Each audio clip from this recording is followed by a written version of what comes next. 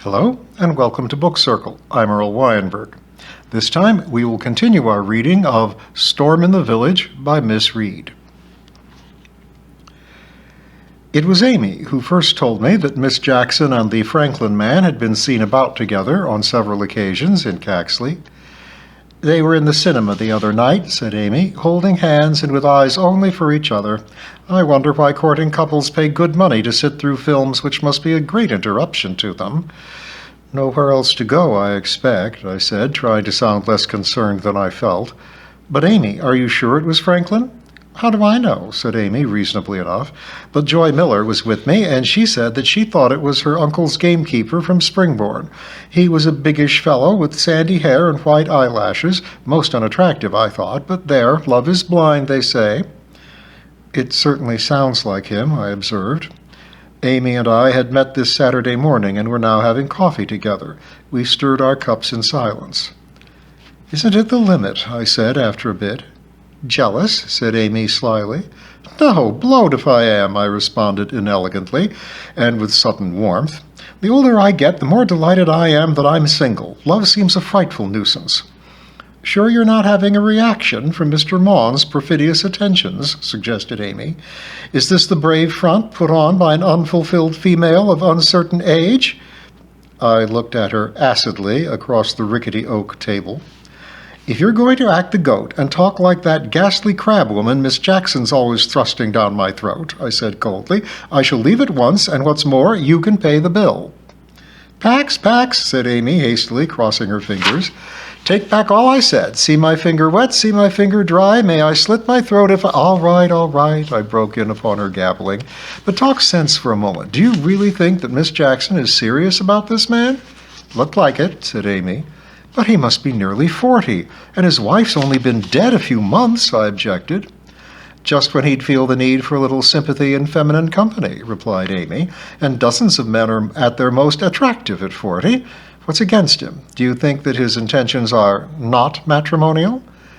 "I don't think he'd marry Miss Jackson for a minute," I said, "and a very good thing, too. It would be quite unsuitable. They've absolutely nothing in common. He's already got a daughter, he has a bad name in the village, and Miss Jackson's such an utter fool that she'd never see anything until she was in a complete mess, and then she'd be too pig-headed to ask for help. I don't like this business at all. If you ask me, he's a thoroughly bad lot." Mrs. Pringle thought so, too. I had wondered how soon the rumors would begin to fly after Amy's disclosure over the coffee cups. I had not long to wait. Within 3 days, Mrs. Pringle broached the subject obliquely and with nauseating self-righteousness. I was alone in the classroom after school. The children had gone home, and Miss Jackson had pedaled off toward Beech Green. Mrs. Pringle, trudging through the infants' room with 2 brooms under one arm and a dustpan clutched across her stomach, stopped ostensibly to pick a toffee paper from the floor, but in fact to impart and receive any news of Miss Jackson's affairs. "Seems to have settled down nicely, she do," said Mrs. Pringle in such dulcet tones that I was instantly on my guard. "I like to see a girl happy."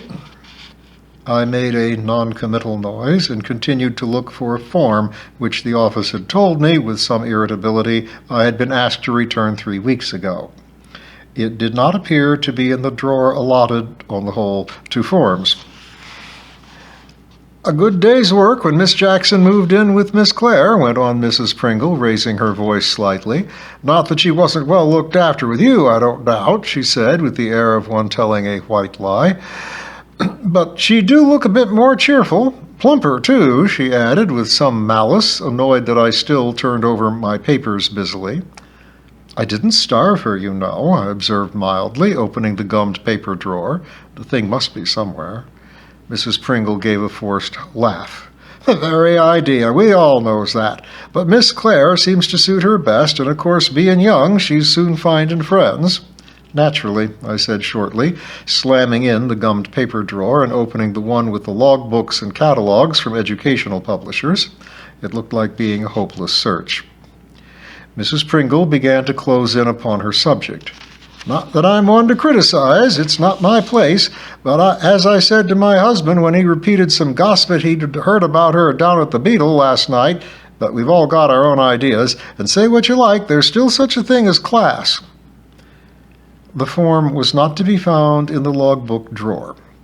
I armed myself with a ruler and set about getting into the drawer which holds envelopes full of cardboard money, packets of raffia needles, a set of archaic reading cards embellished with pictures of bearded men, ladies with bustles, and little girls in preposterous hats and buttoned boots, and various other awkward objects known to all school teachers.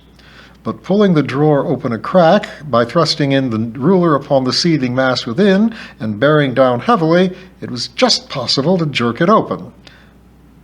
Every teacher who is not soullessly efficient has at least one drawer like this. I have several.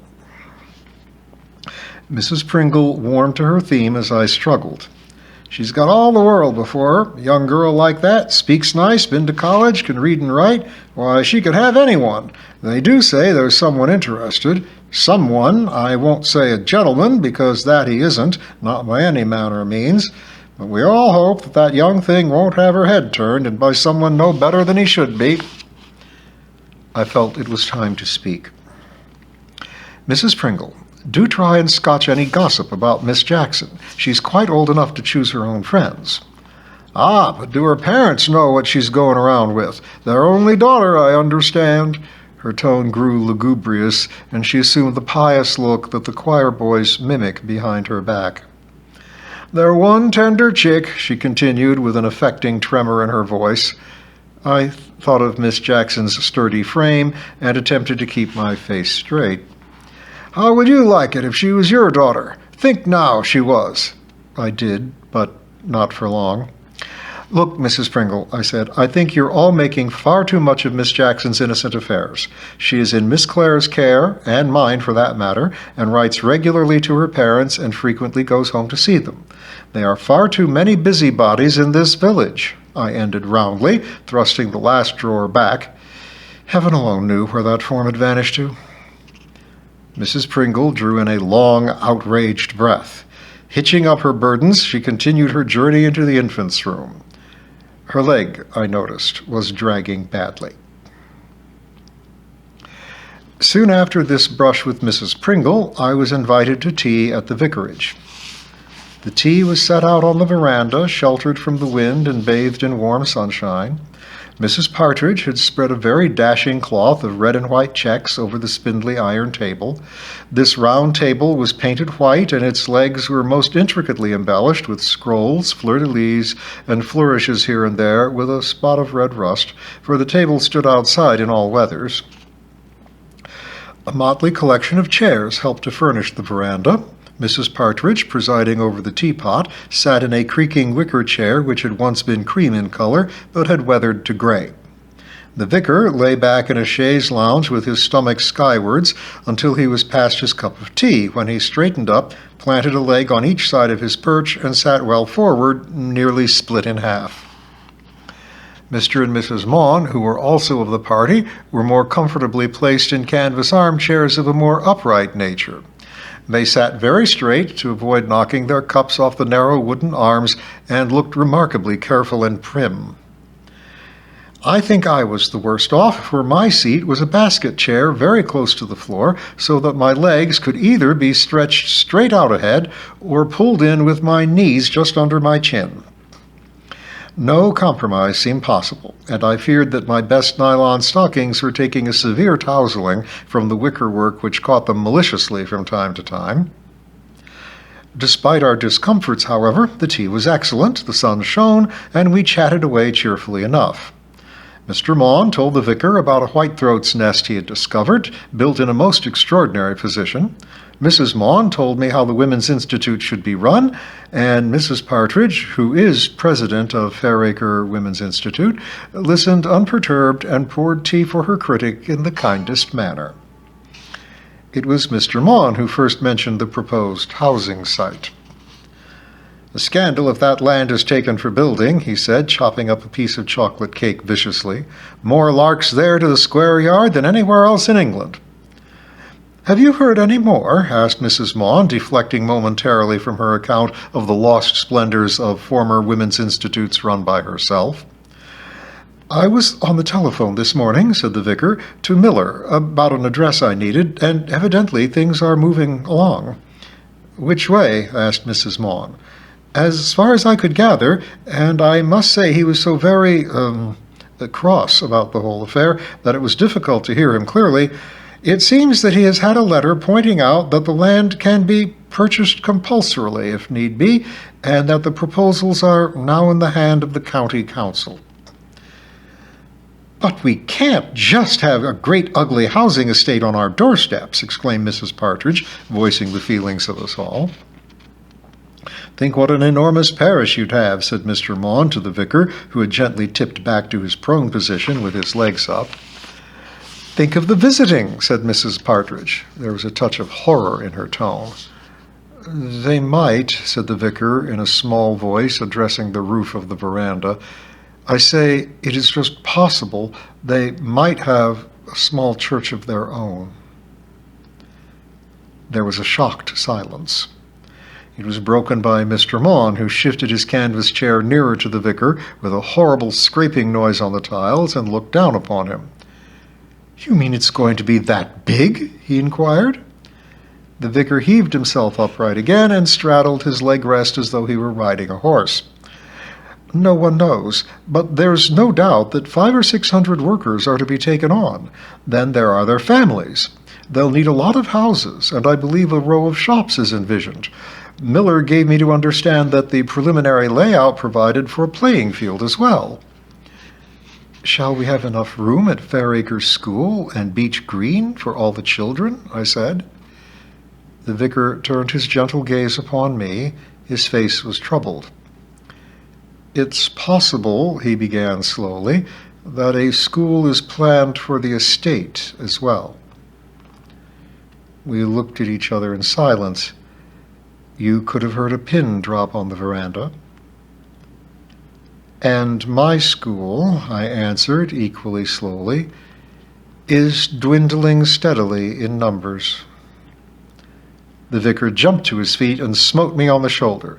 "It shall never close," he declared militantly, his eyes flashing. "Never, never!" Part 2. The Storm Breaks. Chapter 7. Miss Jackson's Errand. The early summer months were bathed in sunshine, and Fairacre shimmered in the heat. The shining days followed one after the other like blue and white beads on a string as every morning dawned clear. The hay crop was phenomenal and was carried with little of the usual anxiety at this time. Wild roses spangled the hedges, buttercups gilded the fields, and even in such raggle-taggle gardens as the Coggses, beauty still flowered, for the neglected elder bushes were already showing their creamy, aromatic blossoms. The shabby thatch, which served the 4 cottages comprising Tyler's Row, was beached to ash blonde with age and continued heat. In the garden of the second cottage, Jimmy Waits, now nearly 8 years old, was having the time of his life. His mother, worn down at last by repeated entreaties, had allowed him to have the family zinc bath on the minute grass patch and had let him put 2 inches of water in the bottom. "But no more, mind," she said firmly. "The well's getting that low, and us all shares it, as you know, and don't tell your father as I let you have it, or there'll be no supper for you tonight." She spoke more sternly than she felt, for she was smarting from a guilty conscience, not only about the use of precious water, but also of the bath itself. She was a good-natured mother, and had sympathized with her young son's craving for cool water on such a day. She watched him indulgently through the kitchen window as he splashed and capered in the bath, clad respectably in an old bathing suit of his sister's that clung hideously to his brown legs. To a gap in the hedge came the 3 eldest Coggs children, Joseph and his younger twin sisters.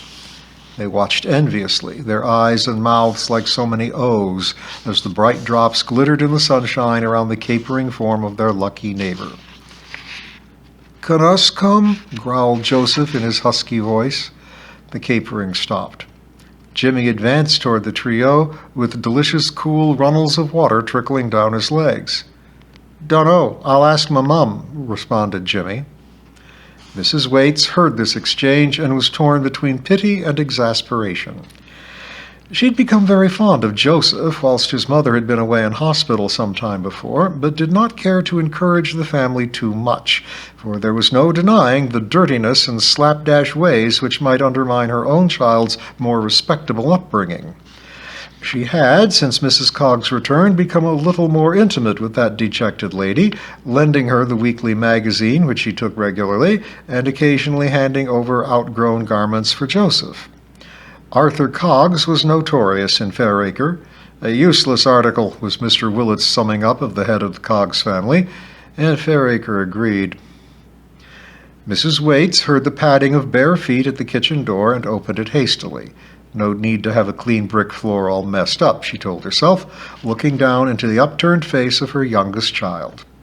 His blue eyes, bluer than the cloudless sky behind his fair head, melted her heart as usual. "All right," she said good-naturedly, "let him come for a bit." With squeals of delight, the three children squeezed through the ragged hedge and hurled their battered sandals aside. Mrs. Coggs hurried from her back door to see what caused the commotion, and stood nonplussed at the sight that met her eyes. Mrs. Waits hurried from her own cottage to reassure her. They stood one each side of the hedge and watched the four children jumping ecstatically up and down in the zinc bath. "They likes a drop of water," said Mrs. Coggs indulgently. "Pity there ain't no ponds much round here. The Caxley kids has the swimmin' bath, of course. They's lucky." Her tone was envious. "From what I hear," said Mrs. Waits with some importance, "Fairacre might get a swimming bath before long if that new estate comes along." Mrs. Coggs looked suitably impressed. "My, I hope it does then," she said emphatically. "That's what us wants for our kids, ain't it?" Mrs. Coggs' tacit assumption that she and Mrs. Waits were united jarred upon Mrs. Waits considerably. She at once dissociated herself from such low company. "Not that there won't be plenty against a new estate," she said, as one explaining matters to a backward child. "The high-ups is in a fine old fever already, and quite right, too," she added righteously.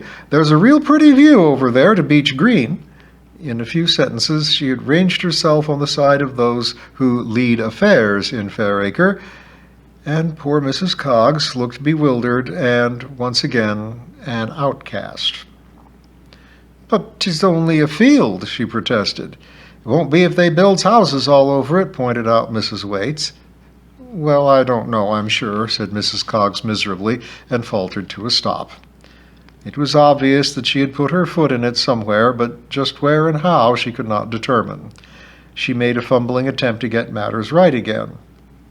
"Still, us might get a few more buses than that. 'Twould make it easier for shopping to be able to go to Caxley any day, like." Mrs. Waits agreed graciously. Somewhat emboldened, Mrs. Coggs continued diffidently, "Which reminds me, I wanted to slip up the shop for half a pound of broken biscuits. Would the kids be in your way?" Mrs. Waits, still in her role of great lady, was about to grant permission for Mrs. Coggs' temporary absence in suitably cool terms, when a cry from the zinc bath attracted her attention. "Look at Jim!" Joseph Coggs admiringly. Jimmy stood poised on his hands in the water, his fair hair hung like a mop, and his wet, shining legs pointed toward the vivid sky. "Ain't he clever?" squealed Joseph, beside himself. Touched by this tribute, Mrs. Waits' warm heart melted entirely. She cast a compassionate glance upon the bedraggled mother beside her. Some life she had of it, poor toad, thought Mrs. Waits. She spoke gently, jettisoning the refined accent she had used during the conversation, and using her homely country burr. "You be off, my dear. Us'll be all right here. You can have a bite of tea with our Jimmy in the garden. You take your time." On an equally hot day during the following week, Miss Clare and her lodger sat at tea in the cottage garden. A sycamore tree threw a welcome patch of shade across the sunny lawn, and here the two sat eating bread and butter spread with lemon curd of Miss Clare's own making. A massive fruit cake, well stuffed with plums, stood on the table before them, and would have delighted the heart of Dr. Martin if he had been there to see it. A bumblebee fumbled about the flower border nearby, and his droning added to the languor of the summer afternoon. Miss Clare watched him and spoke slowly. "I quite forgot to give you the jumble sale parcel this morning," she said. "Do you think the eldest Kelly boy is reliable enough to take it over to Springbourne?" Miss Jackson appeared to give the matter some thought, and then replied quite excitedly. "Would you like me to take it this evening? It is no distance on a bicycle, and I think it might be rather heavy for Tim Kelly." "But it's so hot, my dear," protested Miss Clare, "and quite a pull up through the wood. And then you don't know where Mrs. Chard lives, do you? She's collecting the jumble at her house." Miss Jackson waved aside these little difficulties. "You can easily tell me, and I'd really like to go out for a little while. I wanted to collect some twigs for the nature table in any case, and the wood will be quite cool for doing that." Miss Clare was pleasantly surprised at her lodger's readiness to undertake this errand. The jumble sale was to take place on the following evening, and she had promised Mrs. Chard that her contribution would be delivered in good time. "If you're sure," she began diffidently. "Quite sure," replied Miss Jackson, putting her plate on the tray and rising with unaccustomed animation. "I'll just go and change into a cooler frock and then set off." She ran into the cottage, omitting to carry anything with her, noted Miss Clare sadly. She saw her head bobbing about in the bedroom window as she opened and shut drawers. Miss Clare stacked the tea things methodically on the tray. The magnificent cake remained uncut, and Miss Clare, though still a trifle hungry, would not think of broaching it for herself alone. The shade of Dr. Martin seemed to approach her and speak to her. "Eat something else, Dolly," it said authoritatively. Obeying her conscience and smiling as she did so, Miss Clare meekly ate the last slice of bread and butter before gathering up her tray and returning across the shimmering lawn to the kitchen, whose cool shadows fell like a benison around her. She heard the girl above singing as she clattered about the ancient floorboards. Miss Clare washed the cups and saucers carefully in the silky rainwater and dried them lovingly with a linen cloth that was thin but snowy white. Miss Jackson burst in upon her as she was replacing the china on the kitchen dresser. Her lodger's face was shining, her hair carefully dressed, and she wore a becoming yellow cotton frock. "How pretty you look," cried Miss Clare. "Don't spoil that lovely dress-picking twigs." She indicated the parcel which stood on the kitchen table. "Are you sure you can manage it?" she asked earnestly. Miss Jackson swung it up easily and made for the door. "Don't worry, I'll enjoy it. Just tell me where Mrs. Chard lives, and I'll be off." The two of them walked together to the shed to collect the bicycle and then to the front gate. Miss Clare gave her directions clearly and slowly. Miss Jackson appeared impatient to be off.